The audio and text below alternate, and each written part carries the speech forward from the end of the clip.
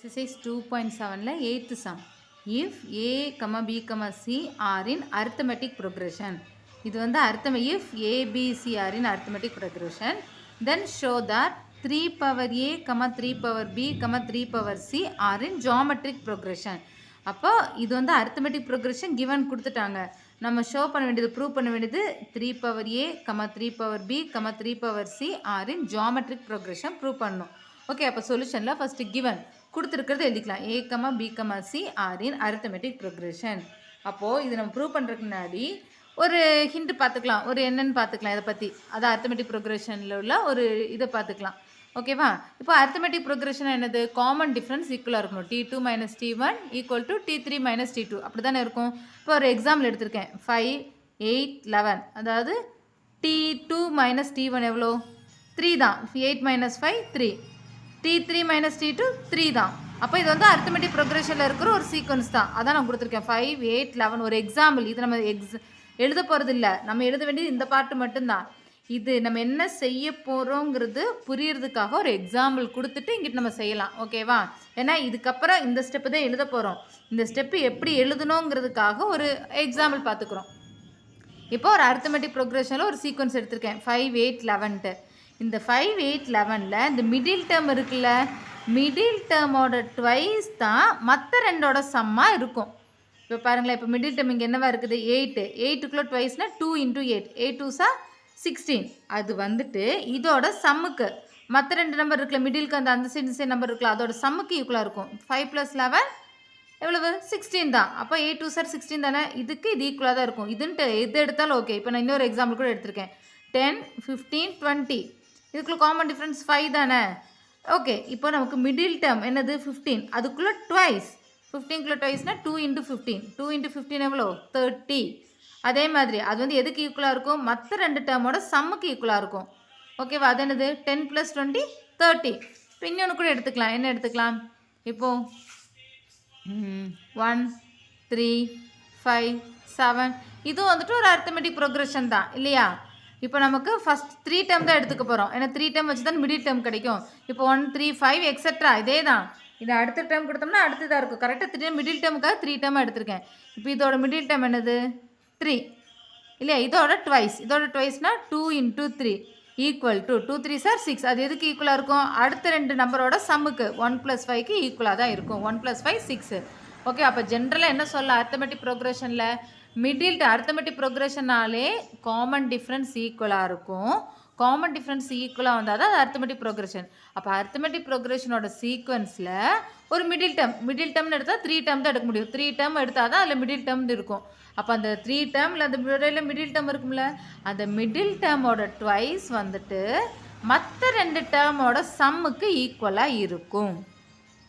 ஓகேவா? எப்படி எடுத்தாலும் எந்த நம்பர் எடுத்தாலும் அதான் வரும். இப்போ நமக்கு இங்கே A, B, C ஆரின் arithmetic progression givenல கொடுத்துருக்காங்க. இது நம்ம எப்படி எழுதிக்கலாம்?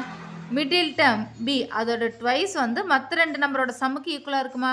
That means 2B = A + C. அப்போ இது arithmetic progression கொடுத்தனால அந்த arithmetic progressionாக இருக்கிறனால நம்ம இது இப்படி எழுதிக்கலாம். 2B = A + C. இதை வச்சு தான் நம்ம சம் ப்ரூவ் பண்ண போகிறோம். ஸோ இதான் நம்ம எடுத்துகிட்டு ஃபஸ்ட் ஈக்குவேஷனாக கொடுத்துருக்கோம். இதில் இப்போ கிளியர் ஆகிடுச்சுல என்ன பண்ணணும்னு, ஏன் இப்படி எழுதணுங்கிறது புரிஞ்சில. arithmetic progressionாக இருந்தால் அதோட மிடில் டேர்மோட ட்வைஸ் தான் மற்ற ரெண்டு டேர்மோட சம்முக்கு ஈக்குவலாக இருக்கும் எப்பயுமே. அதான் இங்கே எழுதிட்டோம். 2B = A + C. அது ஒரு பாக்ஸ் போட்டு ஃபஸ்ட் ஈக்குவேஷனை எடுத்துட்டோம். நம்ம ப்ரூவ் பண்ண வேண்டியது என்னது? Show that. அதனால் டு ஷோ வந்துட்டு என்ன கொடுத்துருக்காங்க? என்ன ப்ரூவ் பண்ணணும்? To show that 3 power A, 3 power B, 3 power C are in geometric progression prove பண்ணணும். அப்போ அதான் இங்கே எழுதியிருக்கோம். To show 3 power A, 3 power B, 3 power C are in geometric progression prove பண்ணணும். இது ப்ரூவ் பண்ணுறதுக்காக இதை நம்ம எப்படி எழுத போகிறோன்னா, தட் இஸ் டு ஷோ. அதாவது இதை வந்துட்டு எப்படி நம்ம மாற்றி எழுத போகிறோன்னா, இதே மாதிரி நமக்கு இது arithmetic progression எழுதணும்ல, அதேமாதிரி geometric progression ஒரு எக்ஸாம்பிளாக வச்சு செய்ய போகிறோம். இதெல்லாம் நம்ம எழுத போகிறதில்ல, புரியறதுக்காக தான். இதுக்கப்புறம் நம்ம இங்கே தான் செய்ய போகிறோம். இதுதான் நம்ம செய்கிறது. இது நம்ம ரஃப் காலம் தான், புரியறதுக்காக நம்ம செஞ்சுட்டு இருக்கோம். ஓகேவா? இப்போ நமக்கு வந்து ஒரு அடுத்த ஜியாமெட்ரிக் ப்ரோக்ரெஷனுக்கு ஒரு சீக்வன்சஸ் எடுத்திருக்கோம். என்னது? 2, 4, 8. தட் மீன்ஸ் என்னது? இப்போது 2 அதான் நமக்கு எப்படி இது எழுதுவோன்னா, ஒரு நம்பரோட அந்த சேம் காமன் ரேஷியோ மல்டிப்ளை பண்ணி கிடைக்கிறதா அடுத்த நம்பராக இருக்கும். இப்போ 2 அது கூட இப்போ நம்ம 4 எழுதியிருக்கோம். என்ன பண்ணியிருக்கேன்? 2ஆல் மல்டிப்ளை பண்ணியிருக்கேன். அடுத்து ஒரு 2ஆல் மல்டிப்ளை பண்ணியிருக்கேன். 2 2s 4, 4 2s 8, 8 2s 16. ஏன் அப்படின்னா அப்போ தான் டிவைட் பண்ணது கரெக்டாக வரும். T2 டிவைடட் பை T1ங்கும்போது என்ன ஆகும்? 4 டிவைடட் பை 2னா 2 தான் இல்லையா? அடுத்து T3 டிவைடட் பை T2, T3னா 8 டிவைடட் பை 4நாலும் 2 தான். தட் மீன்ஸ் என்ன மீனிங் கரெக்டாக ஒரு நம்பர் எழுதிட்டோம்னா அது கூட அதே சேம் காமன் ரேஷியோவில் மல்டிப்ளை பண்ணிகிட்டே போனோம்னா அது ஃபஸ்ட்டு என்ன டேர்ம் இருக்கோ அந்த டேர்மோடையே அதே நம்பரால் மல்டிப்ளை பண்ணிட்டு போனாலே நமக்கு வந்துட்டு அது ஜிபி தான். பார்க்கலே கண்டுபிடிச்சிடலாம். இங்கே ஃபஸ்ட் டைம் 2ஆ அந்த 2ஆலே மல்டிப்ளை பண்ணால் 2 2s 4, அது கூட இன்னொரு 2ஆல் மல்டிப்ளை பண்ணும். ஃபஸ்ட்டு இருக்க அந்த ஏ தான். ஏன்னா நமக்கு ஜென்ரல் டைம் என்னது ஏஆர் ஸ்கொயர் எல்லாத்துலையும் ஏ தான் வரும். அப்போ அந்த ஏ என்னவா இருக்கோ அதே நம்பரால் எல்லாருக்கூடையும் மல்டிப்ளை பண்ணிட்டாலே போதும். ஆனால் நம்ம சொல்கிறது ரேஷியோனல் டிவைடு தான். கரெக்டானது டிவைட் தான். T2 divide by T1. நான் எழுதி சொல்கிறது வந்து எதுக்குன்னா சீக்வன்ஸுக்காக. இப்போ ஒரு ஜென்ரல் டைம் இப்போ எக்ஸாம்பிளுக்கு நான் எழுதியிருக்கேன்ல எப்படி எழுதுனேங்கிறதுக்காக எப்படி பண்ணேன்னா 2 ஃபஸ்ட் டைம் எடுத்தேன். அது கூட 2 மல்டிப்ளை பண்ணி எழுதினேன். அது கூட 2 மல்டிப்ளை பண்ணி எழுதினேன். அப்போ தான் T2 டிவைடட் பை T1ம் T3 டிவைடட் பை T2ம் ஈக்குவலாக இருக்கும். ஈக்குவலாக இருந்தது ஜாமெட்ரிக் ப்ரோக்ரஷன். அதுக்கு தான் இப்படி எழுதியிருக்கேன் 2 4 8 எக்ஸெட்ரா. ஓகேவா? எக்ஸெட்ரா தான் நம்ம 3 டைம் எழுதினா போதும். இப்போ இங்கே என்ன பண்ணோம்? ஜாமெட்ரிக் ப்ரோக்ரஷனு இது. அரித்மெட்டிக் ப்ரோக்ரஷனுக்கு என்ன பண்ணோம்? நம்ம மிடில் டேர்மோட ட்வைஸ் தான் மற்ற ரெண்டோட சம்மாக இருக்கும். அதே ஜாமெட்ரிக் ப்ரோக்ரஷன் எப்படின்னா மிடில் டேர்மோட ஸ்கொயர் வந்துட்டு மற்ற ரெண்டு டேர்மோட ப்ராடக்ட்டுக்கு ஈக்குவலாக இருக்கும். மிடில் டேர்ம் இங்கே 4 இருக்கா, 4ஓட ஸ்கொயர் எவ்வளோ? 4 4s 16. அது வந்துட்டு மற்ற ரெண்டோட ப்ராடக்ட்டுக்கு ஈக்குவலாக இருக்கும். ப்ராடக்ட்னா மல்டிப்ளே 2 × 8, 2 8s 16. அப்போ 16 இது 16 தானே, அப்போ ஈக்குவல். ஓகேவா? அப்போ அரித்மெட்டிக் ப்ரோக்ரஷன்னா மிடில் டேர்மோட ட்வைஸ் மற்ற ரெண்டு டேர்மோட சம்முக்கு ஈக்குவலாக இருக்கும். ஜாமெட்ரிக் ப்ரோக்ரஷன்னா மிடில் டேர்மோட ஸ்கொயர் மற்ற ரெண்டு டேர்மோட ப்ராடக்ட்டுக்கு ஈக்குவலாக இருக்கும். ஓகே, இப்போ இன்னொரு எக்ஸாம்பிள் கூட எழுதியிருக்கேன் 3. இது எப்படி டேர்ம் எழுதினேன்? இது கூட × 3 பண்ணேன். ஃபஸ்ட்டு டேர்ம் 3னா × 3, 3 3s 9. அது கூட × 3, 9 3s 27. அப்படி தான் வரும். அப்போ இதில் மிடில் டேர்ம் என்னது? 9. அதோட ஸ்கொயர் மற்ற ரெண்டு டேர்மோட ப்ராடக்ட்டுக்கு ஈக்குவலாக இருக்கும். அப்போ அதோட ஸ்கொயருங்கிறது என்னது? 9. 9 ஸ்கொயர்னா 9s 81. அது வந்து மற்ற ரெண்டு டேர்ம் என்னது? 3 × 27, அதுவும் 81 தான். ஸோ மிடில் டேர்மோட ஸ்கொயர் மற்ற ரெண்டு டேர்மோட ப்ராடக்ட்டுக்கு ஈக்குவலாக இருக்கும். அதுதான் ஜாமெட்ரிக் ப்ரோக்ரஷன். இப்போ இங்கே கிவன் என்ன கொடுத்துருந்தாங்க?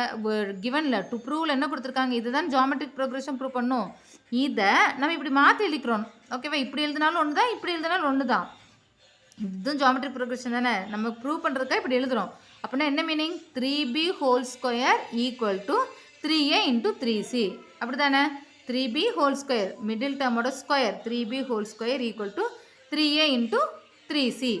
இது நம்ம இதில் நம்ம ஐடென்டிஸில் படிச்சிருக்கோம்ல, என்னது? எக்ஸ்பொனென்ஷியலில். இப்போ a power m whole power என்ன எப்படி எழுதணும்? a power mn. இது ரெண்டு மல்டிப்ளை பண்ணி தான் எழுதுவோம். a power m whole in power n இப்படி கொடுத்துருந்தாங்கன்னு எப்படி எழுதுவோம்? a power mn. ஓகேவா? அதே வந்துட்டு இன்னொன்று a power m × a power n equal to இது ரெண்டு மல்டிப்ளை பண்ண என்ன ஆகும்? a power m × a power n a power m + n. இந்த ரெண்டுமே நம்ம வந்துட்டு எக்ஸ்பொனென்ஷியல் சாப்டரில் படிச்சிருக்கோம் இல்லையா?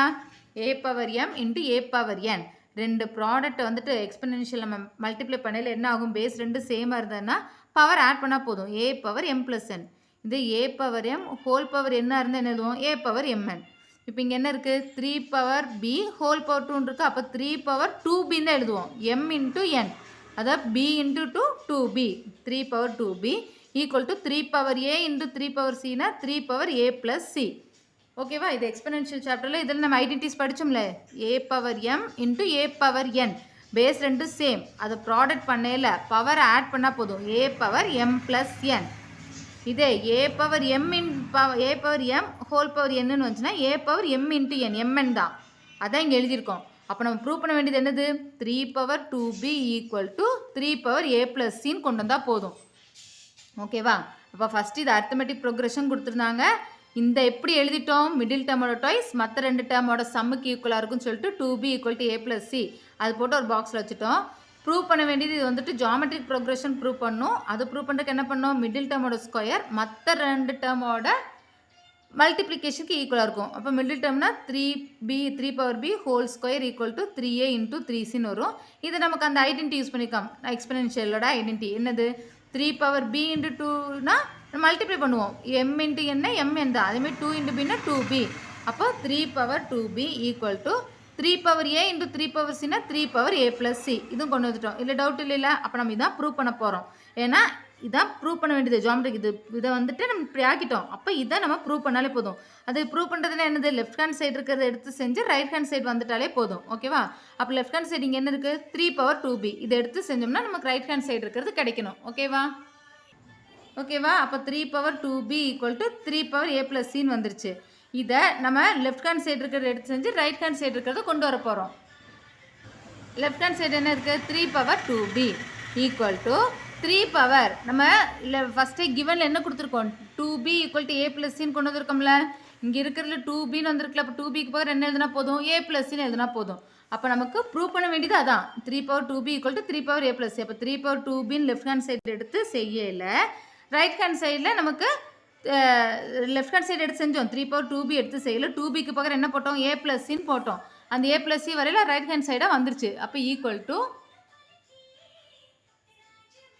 ஓகேவா? அப்போ ஈக்குவல் டு ஆர்ஹெச்எஸ்ன்னு எழுதிட்டோம். அப்போ LHS equal to RHS hence showed. ஓகேவா? இது ஓகே தானே? 3 power 2b left hand side எடுத்து செய்கிறோம். 2bக்கு பவர் நம்ம ஃபஸ்ட் ஈக்குவேஷனில் எழுதியிருந்தோம் பாரு, a ப்ளஸ் பின்னு எழுதியிருந்தோம். இதான் ரைட் ஹேண்ட் சைடும். அதனால் LHS equal to RHS hence showed. இந்த சம் முடிஞ்சுது. Simple some. ஓகேவா? இப்போ என்ன பண்ணியிருக்கோம்? அரித்தமெட்டிக் ப்ரோக்ரெஷன் கொடுத்துருக்காங்க. இதை இப்படி மாற்றி எழுதி அது வரணும்னு வச்சுட்டோம். அடுத்து ப்ரூவ் பண்ண வேண்டியது இப்படி கொடுத்துருக்காங்க. இதை நம்ம இப்படி கொண்டு வந்துட்டோம். இதை கொண்டு வந்துட்டு லெஃப்ட் ஹேண்ட் சைடு இருக்கிறத செய்யலை. ஒரே ஸ்டெப்பில் ரைட் ஹேண்ட் சைடும் வந்துடும். அது ஆர்ஹெச்எஸ் வந்துடுச்சு. ஹென்ஸ் ஷோடுன்னு எழுதிட்டோம். ஓகே.